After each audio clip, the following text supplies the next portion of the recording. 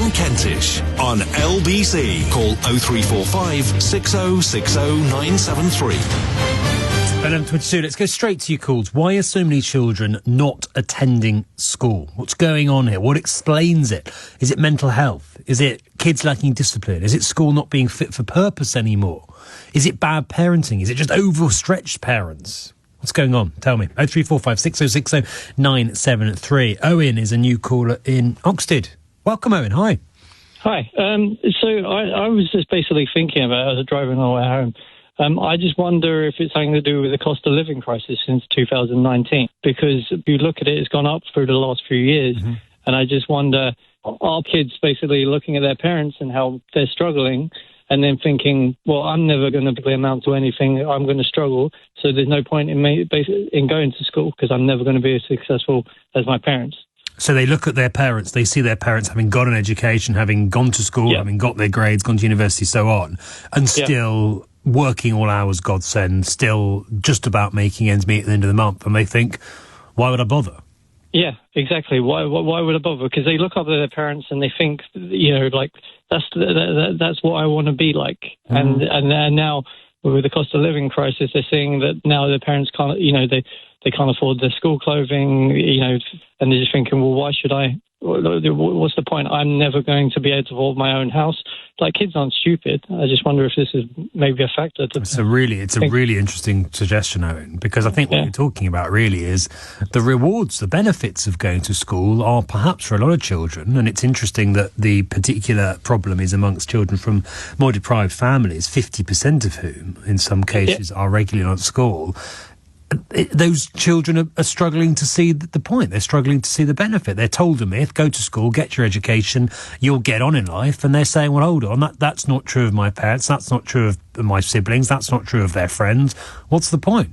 Yeah, I think if you looked at the percentages, I wonder if the percentage of people that, this 1 in 5 statistic, I think you probably find they were probably coming from poorer households. Yeah. And I think you probably find it was probably coming from around 2019 when this all started. Yep, well, it's happened. We know it's happened in the last few years, and you're absolutely right to say that the problem's much worse amongst disadvantaged households. So on both of those, you're spot on.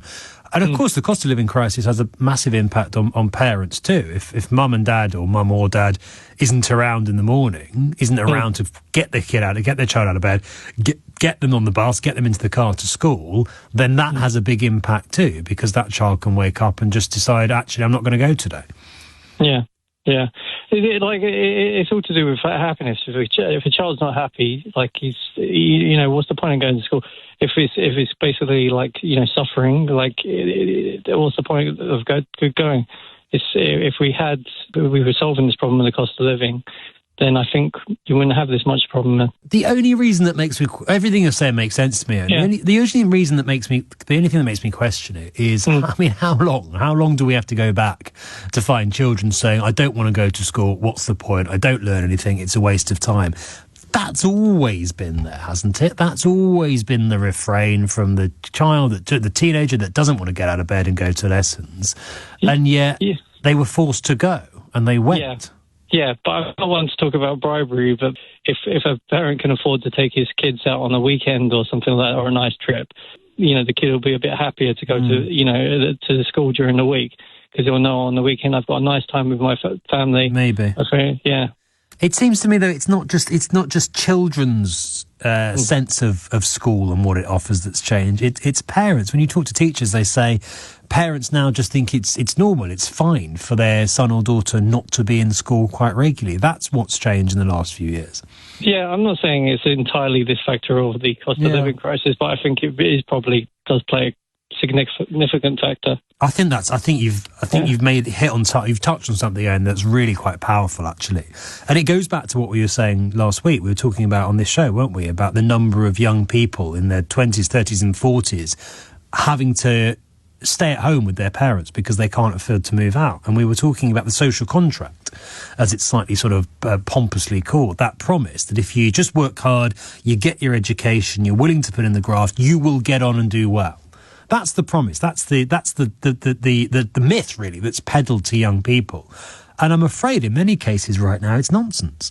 There are thousands upon thousands, millions of young people who have done everything they were told to do, done everything that was asked of them, went to school, got the grades, forked out for university, got the first job, worked hard, did well, and are still earning not much more than a minimum wage, still earning barely enough to pay the rent, if they can even afford to rent, still earning in many cases not enough to even get out their parents' house. And in that context, of course, some of the younger people coming up today will look at that and go, well, hold on. You told me that if I did this, if I went to school, even if I don't like it, I would get on in life. I would make something of myself. That's not true anymore. It's not true. It's a fact. That's not true anymore. That promise is a lie. Is that part of why more and more young people, more and more children are saying, hold on, I'm not going to go. I'm not going to go. The promises that you told me would be waiting there, the rewards at the end of the rainbow if I went to school, they've dried up. They've gone. Owen, I think that's a really, really powerful suggestion. I think you might be onto something there. Thank you for your call. Owen in Oxford.